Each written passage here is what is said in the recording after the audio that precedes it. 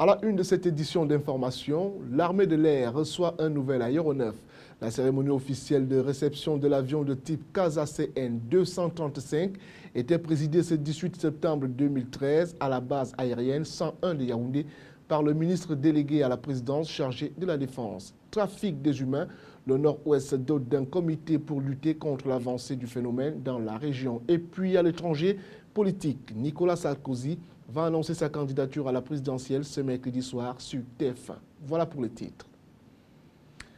Mesdames, Messieurs, bienvenue au journal et merci de nous accorder votre préférence. Amélioration des conditions de travail, l'armée de l'air reçoit un nouvel aéronef. La cérémonie officielle de réception de l'avion de type CASA CN 235 était présidée ce 18 septembre 2013 à la base aérienne 101 de Yaoundé par le ministre délégué à la présidence chargé de la Défense, Edgar Alain Mebengor, qu'assistaient pour la circonstance plusieurs membres du gouvernement, l'ambassadeur du Royaume d'Espagne au Cameroun et de nombreux responsables militaires du pays. Reportage Salmon Foué, Marcel Vondoabeng et Serge Tetka. D'après la présentation technique du général Jean-Calvin Momha, chef d'état-major de l'armée de l'air, cet aéronef acheté à l'état neuf par le Cameroun a été mis au point par la firme Airbus Military. Il s'agit d'un avion biturbo-propulseur tactique de transport léger logistique capable d'opérer sur des pistes courtes et non revêtues. Pour des missions d'évacuation médicale par exemple, il peut accueillir jusqu'à 18 brancards accompagnés d'une équipe médicale. L'aéronef ainsi acquis assure également les missions de recherche en mer et de transport VIP avec une configuration de type avion de ligne.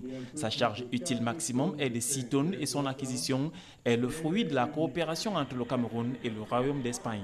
Un projet structuré en plusieurs composantes, à savoir la détection et la communication au moyen d'un important dispositif de radar, une composante maritime avec à la clé 2 patrouilleurs à livrer dans les jours à venir à la Marine nationale et une composante aérienne constitué de 2 aéronefs, dont celui livré ce 18 septembre et un autre en instance. Des efforts qui visent à assurer efficacement les missions de sécurisation au Cameroun et dans le Golfe de Guinée.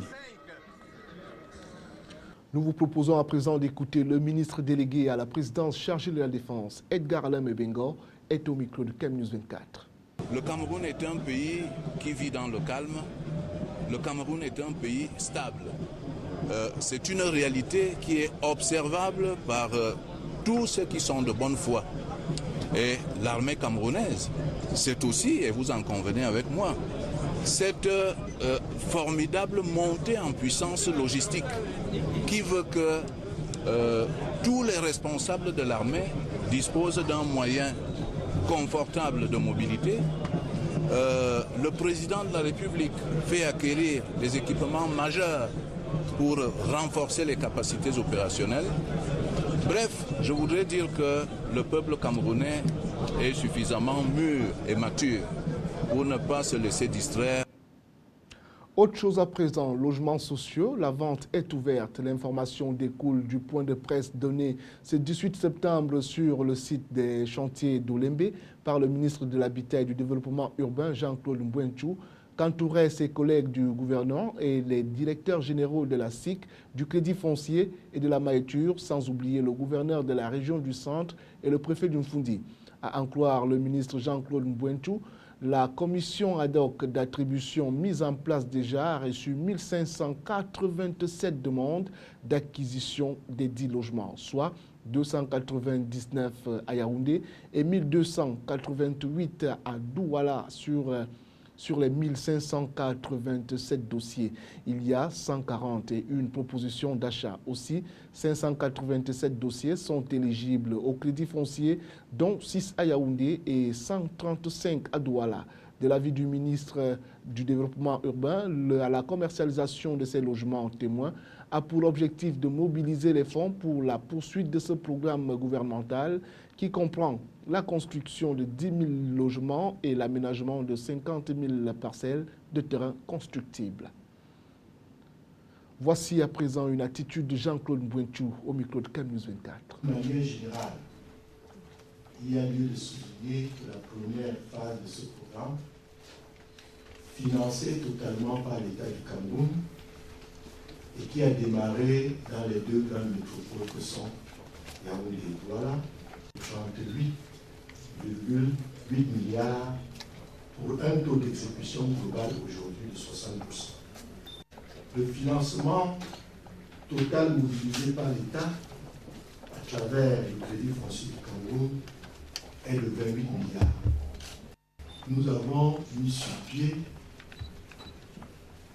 le 22 février une commission ad hoc d'attribution et nous avons reçu le 8 mars 2013 le très haut accord du président de la République pour la commercialisation des 1675 premiers logements à l'état futur d'achat. Autre chose dans ce journal, trafic des humains, le Nord-Ouest dote d'un comité pour lutter contre l'avancée du phénomène dans la région. Installé ce 18 septembre, ses membres ont reçu pour mission de collaborer et coordonner leurs efforts, chacun dans sa sphère de compétences, pour rendre efficace et réelle la lutte contre le fléau social préoccupant. Les détails avec Clémence Nyamda, Franck Bala, Clarisse Konjok pour le récit. La création du dit comité fait suite à un séminaire de formation des acteurs de la chaîne de lutte contre le trafic des êtres humains qui s'était tenu à Bamenda en mai dernier sous la conduite des responsables des services du Premier ministre. À l'issue de cette rencontre, l'une des recommandations fortes invitées à mettre sur pied ce comité de qui les populations attendent des actions concrètes sur le terrain. Je voudrais tout d'abord lancer un appel à l'ensemble de la communauté du Nord-Ouest afin que chacun, en ce qui le concerne, contribue à dénoncer, à condamner les trafics des enfants qui est devenu une préoccupation majeure dans cette région.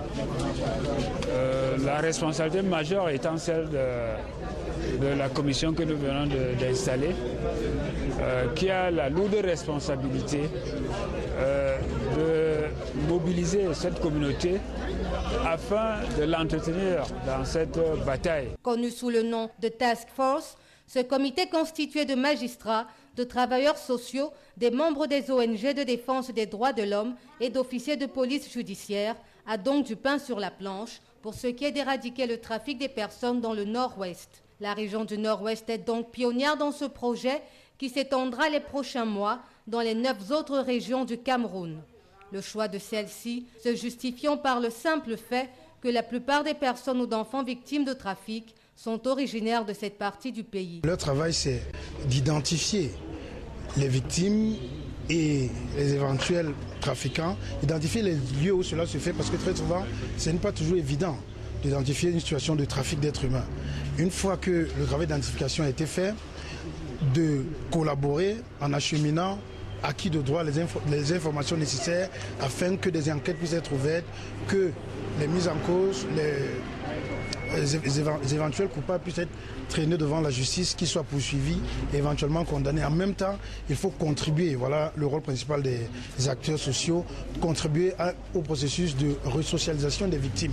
Parce que très souvent, c'est un aspect de la lutte qui est négligé. Afin de freiner l'élan, ou mieux de mettre fin à cette pratique, des sanctions sévères sont néanmoins prévues à l'encontre de tous ceux qui s'y lient. La loi a prévu les sanctions et les sanctions, elles sont lourdes. Voilà pourquoi je disais tantôt, les infractions liées au trafic des êtres humains sont essentiellement des crimes.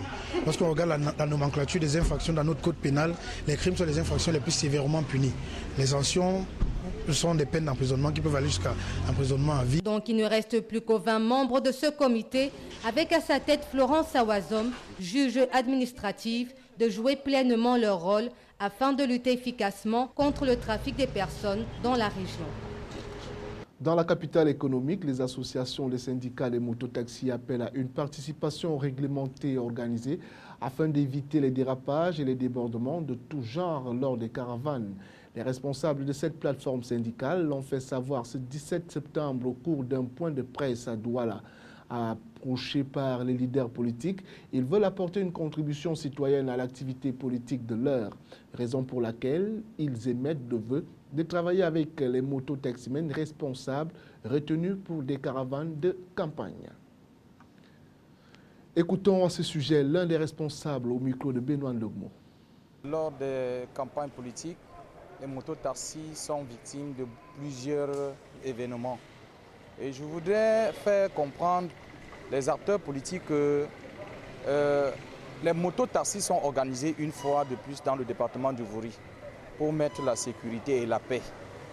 Dans le cadre de l'organisation, je voudrais que les mototaxis et que les acteurs politiques puissent le prendre, s'ils voudraient le prendre pour les campagnes politiques, qu'ils puissent savoir qu'il y a une coordination et qu'ils sont bien organisés pour mettre la sécurité et la paix. Parce que sans paix, il n'y aura jamais de pays qui serait émergent comme le Cameroun.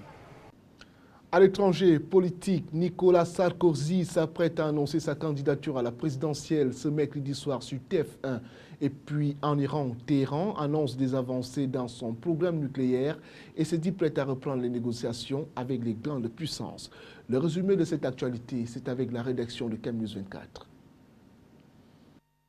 Nicolas Sarkozy s'apprête à descendre dans l'arène. Le président de la République devrait annoncer sa candidature à la présidentielle en direct sur la chaîne privée TF1. La ministre de l'écologie devrait devenir à cette occasion la porte-parole de la campagne de Nicolas Sarkozy. L'Iran se dit prêt à reprendre les négociations avec les grandes puissances. Téhéran a annoncé à cet effet ses avancées dans son programme nucléaire. Son réacteur serait désormais alimenté avec un combustible fabriqué localement. L'Iran compte revoir à la baisse ses ventes de pétrole aux pays européens. Face aux exigences européennes, la Grèce est amère et déterminée. Des chefs du parti du gouvernement grec ont envoyé une lettre aux responsables de la zone euro où ils s'engagent à respecter les objectifs négociés. Économie française, le spectre de la récession semble finalement s'éloigner. La croissance est établie à 1,7% en 2011 selon l'INSEE, un résultat conforme aux prévisions gouvernementales dû à une consommation des ménages plus résistante que prévu.